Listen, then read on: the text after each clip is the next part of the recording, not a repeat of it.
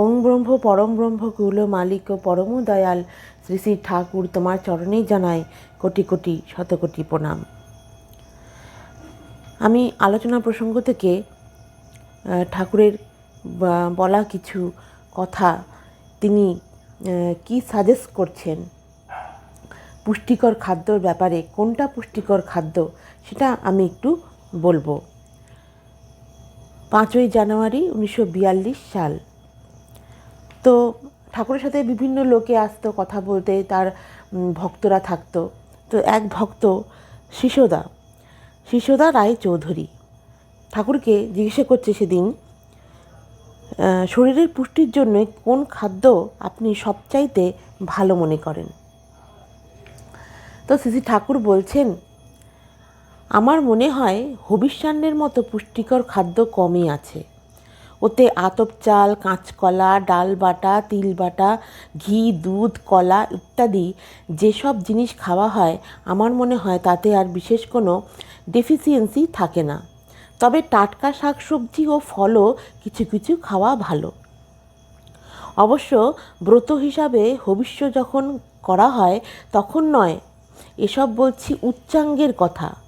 আমার মনে হয় মানুষ কঠোর পরিশ্রম যদি করে, নাম যদি ঠিকমতো করে, মানসিক শান্তি যদি থাকে, তবে স্রেফ ডাল ভাত খেয়ে হজম করতে পারলে তা থেকেই যথেষ্ট পুষ্টি সংগ্রহ করতে পারে।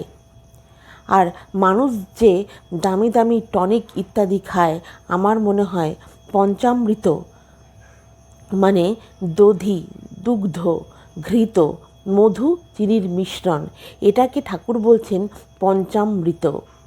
কি কি তাহলে আমরা জানলাম? দধি, দুগ্ধ, ঘৃত, মধু, চিনির মিশ্রণকে বলছে পঞ্চামৃত। এগুলো খেয়ে যদি হজম করতে পারে, তাতে অনেক টনিকের থেকে বেশি কাজ হয়। জিনিসগুলি যদি খাঁটি হয় তবে বেশিরভাগ ক্ষেত্রেই হজম হবারই কথা।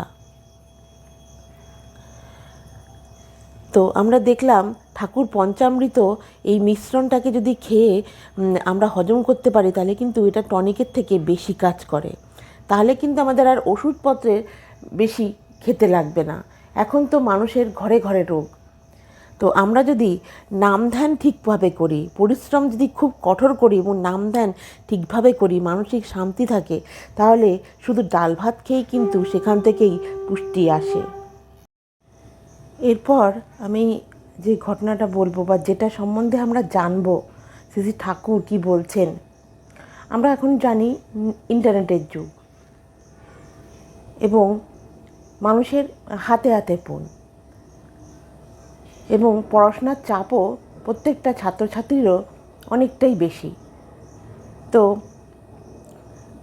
অনেকের একটা সমস্যা থাকে, পড়তে গেলেই ঘুম পায়। এই সমস্যাটা প্রায় প্রত্যেকেরই আছে, যে পড়তে গেলেই ঘুম পায়, কিন্তু অন্য কোনো কাজের সময় তাদের এই ঘুমটা আসে না। তো শ্রী ঠাকুর এটার একটি সুন্দর সমাধান বলে দিলেন।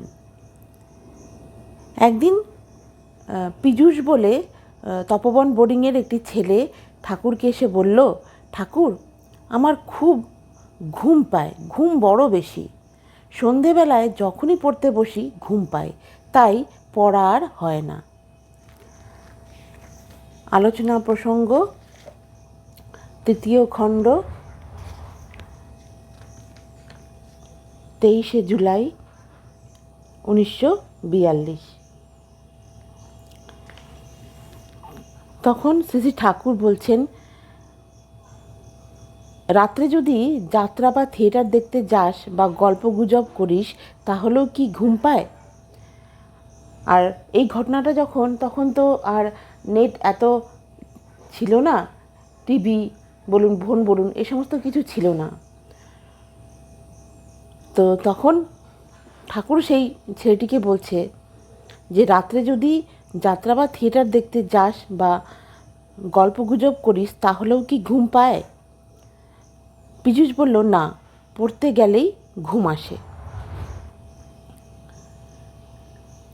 শ্রী ঠাকুর বলছেন তারপরে, তাহলে ঘুম যে তোর বেশি তা নয়, কিন্তু পড়াশুনোটা আর একটু ভালো লাগলে ওতেও ঘুম পাবে না। আচ্ছা, পড়াশোনার মধ্যে তোর কোন সাবজেক্ট সবচাইতে ভালো লাগে? পীযূষ বলল, অঙ্কই আমার সবথেকে ভালো লাগে। শ্রী ঠাকুর তখন বললেন, তাহলে সন্ধেবেলায় অঙ্ক করবি।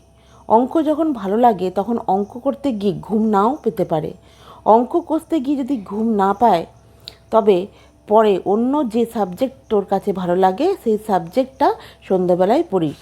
এইভাবে আস্তে আস্তে অভ্যাস হয়ে যাবে। আর যদি ঘুম আসার ভাব হয় তখন উঠে একটু ঘুরে ফিরে বেড়াবি, কিংবা আরও সঙ্গে গল্পগুজব করবি। পরে আবার পড়তে বসবি। ঘুম যদি আসে তবে বই বন্ধ করে রেখে কারো সঙ্গে পড়াশোনার বিষয় নিয়ে আলোচনা করাও ভালো। নিজের পড়া বন্ধ রেখে অন্য কোনো ছেলেকে তুই ভালো জানিস এমনতর কোনো বিষয় যদি বোঝাস, তাহলেও দেখবি ঘুম না পাওয়ার কথা। এইভাবে নানা এতফাক করে দেখবি ঘুম কোথায় পালিয়ে যাবে। পড়তে গেলেই যে ঘুম পায় তার হবে না। শ্রী ঠাকুর খুব সুন্দর করে ছেলেটিকে বুঝিয়ে দিলেন এবং ছেলেটি প্রণাম করে চলে গেল। চলে যাবার পর শ্রী ঠাকুর বলছেন, অনেকেরই শরীর মন এত দুর্বল যে মাথার উপর একটু চাপ পড়লেই তা আর স্ট্যান্ড করতে পারে না। নিদ্রা, আলস্য, অনিচ্ছা ইত্যাদি এসে ঘিরে ধরে। এর পিছনে অনেক সময় জন্মগত কারণ থাকে। পিতামাতার ভিতর অনুরাগ ও লাগোয়া বুদ্ধির অভাব থাকে, তাই সন্তানও হয় ক্ষীণমনা।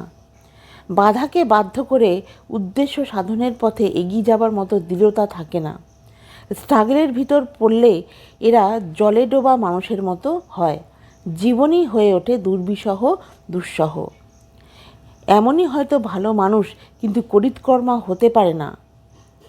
খুব সিম্প্যাথেটিক ও সাইকোলজিক্যাল নেচার। এই সাইকোলজিক্যাল নেচার এবং সিম্প্যাথেটিক নেচার দিয়ে এদের এগিয়ে নিয়ে যেতে হয়। তাই বিবাহ ও দাম্পত্য জীবন সুনিয়ন্ত্রিত না হলে জাতীয় উন্নতি কঠিন কথা।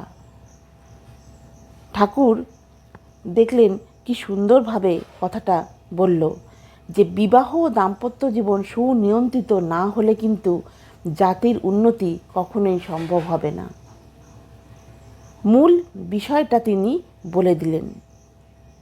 বন্দে পুরুষোত্তমম, বন্দে পুরুষোত্তমম, বন্দে পুরুষোত্তমম।